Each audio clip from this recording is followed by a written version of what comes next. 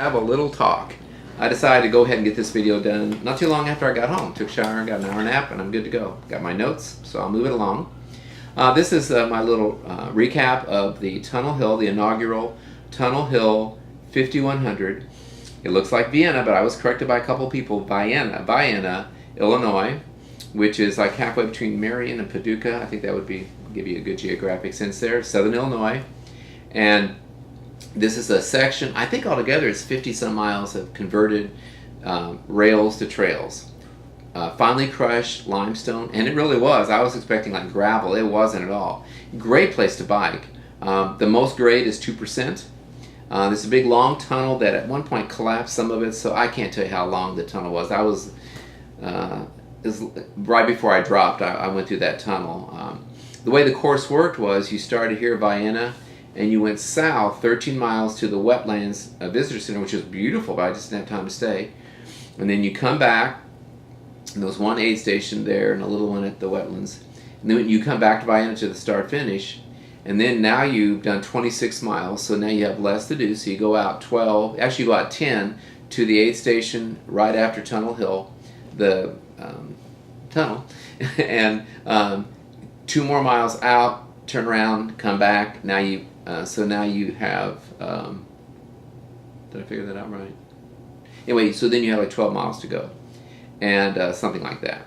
And that's where I ended up dropping, but we'll get to that. It was a very good race. So for a first-time event, I think it's over 300 people, and I think they want to expand it.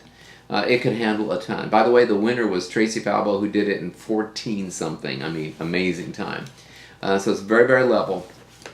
Swag, you can see the jacket. I really like its lines. Got a hood. There's the logo. Then we also got a drop bag. Smart, because if we go to other races that have drop bags, we are doing a little advertising for it.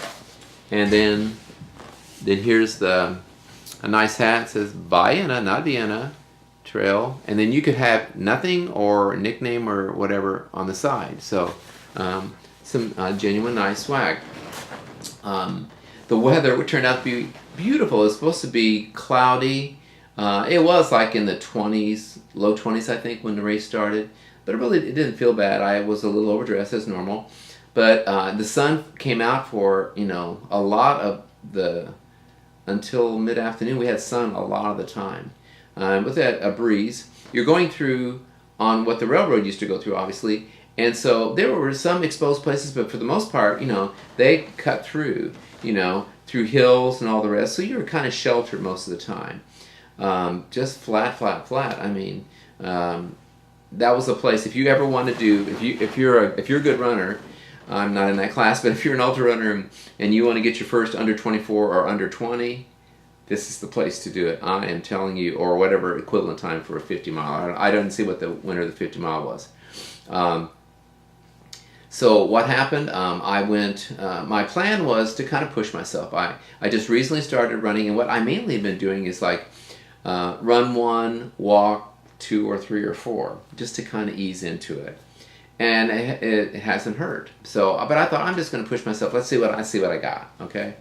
So I ran most of the first 13 with Vanessa and Sherry doing a 3 run walk, run 3 walk 1. Hadn't been doing that, but it felt great. It really did. And we pretty much stayed together. I was with the gal Diane for a while, and then we all caught up. Once I got to the wetlands, at that point, I decided my back was starting to bother me a little bit. Out of the blue, I never have back trouble. Nothing. Everything else was fine. Legs, feet, everything. No pelvis, ligament stuff, nothing going on. So then I ended up walking back to Vienna, pretty, as I say, walking with purpose. Back started hurt more and more. I took some pain medicine at the aid station 5 miles out, and I walked with a really nice guy. Of course, I can't remember his name, an engineer from Chicago, and he helped distract me with the pain medicine help. I get back to Vienna. It's now around 3:05 or something like that. I mean, I got out I did the first half in like 3:16. Then I come back and I get back around 3. I go to my drop bag, put on some windproof pants, and got my light out. And because by now it's starting to get, it's not dark yet at 3, but it's going to before you know it. So then I head to Tunnel Hill, and In that time that I changed, my back calmed down, and I thought, okay, I'm good here. I'm not going to drop. I heard a bunch of people drop. I'm not dropping. So off I go. Things are going well, and then it starts with the kind of a vengeance. And so I thought, wow, I am pushing through this. I really want that 50-mile medal. Around 5, I think it was, we started to get sleet. First, it's kind of sleet and snow, but I had a rainproof jacket, and I never felt wet at all. It just was this off and on sleety ice, just kind of bouncing off. It's really pretty to hear in the trees. Okay, it gets darker and darker. You'd be surprised how many. I went a long time before I turned my lights on, but you'd be surprised how many people, even at 7, were in the dark. You could actually just do it in the dark, but you could run into somebody, I think. So I think people should at least have a little flasher light on if they're not going to have a headlight on. So as I said, the back pain came out of the blue, and my assessment is my back is the last piece of the puzzle I need to figure out. Just it was not ready for that stress, even though I'm very light. I'm not pounding at all, and not going crazy fast. Never did, never will. So by the time I got to the tunnel, it's really, really bad. So I get to the aid station, and I just tell the guy I'm going to drop. And she did her job. She was trying to convince me to go ahead. And I go, well, this is not my first time doing an ultra. And I said, this is the most I've run since last March.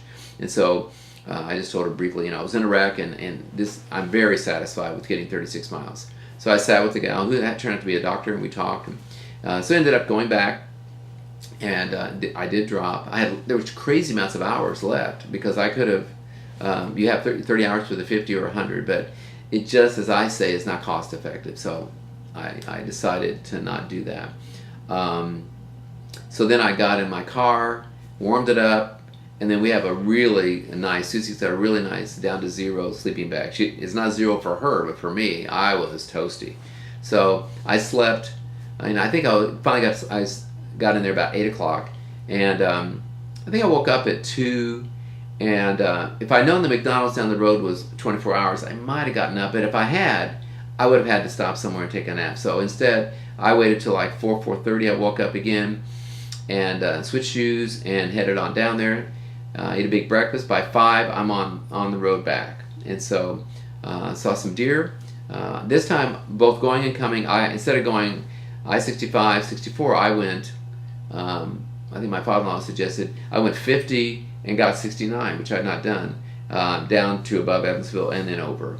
And I like that. It's in the countryside. I like that drive over the Bedford, as long as nobody hits me. And I counted the hawks. You can see all the hawks. And so saw a big buck today. It was right by the edge of the road. I forget where. I was still in Illinois. I just about stopped on the highway, but no one was behind me. And then he decided to turn. So I like that drive. So I got back home, got a little race. I got from the race, and I feel actually pretty good. I'm just a little sore. I can tell the back still has a little bit of a problem, but it's not bad. I have no races I'm signed up for yet. I might be thinking about something in April, hint, hint. But I have to decide between one or the other. So we shall see. But I think I wanted that 50 medal, but I had to be smart about this. So I really didn't feel like I was bailing. I did everything I could safely last night, and I'm glad that I did pull the plug at that moment. One funny thing happened. I led the national anthem. I emailed them and offered to do that, and I encouraged people to sing with me. Well, I'm singing, and my friend Sherry, she had asked me to make sure it's down low enough for her, so I did. I started down low, finished it, people clap, clap, clap, and go into the crowd with Sherry and people congratulate me. That was nice. And then we're out on the trail, a couple hours later. Here comes somebody, and they see me, and they're saying, "Hey, good job singing." And Sherry goes, "Oh, thank you." I went, "What?" She turns around after the guy goes by, and she goes, "Oh, he was saying that to you." I go, "Yeah, I think so." But you have to know Sherry, of course. He's just so funny, and so that happened. And one last thing, it was so nice. Once again, people on the trail that know me. They've been following me on Facebook and all the rest, and people I don't know real well, but just people coming by and know me by name, and very encouraging and glad that I'm out there. Got a hug from a guy from Bloomington that I know I'd seen it. I think I'd seen it race before else. She's friends of Christy Victor or whatever, and so that that was a nice little lift at the wetland. She came up and gave me a hug and encouraged me. And people checking on me. There's one real tall guy, I can't think of his name.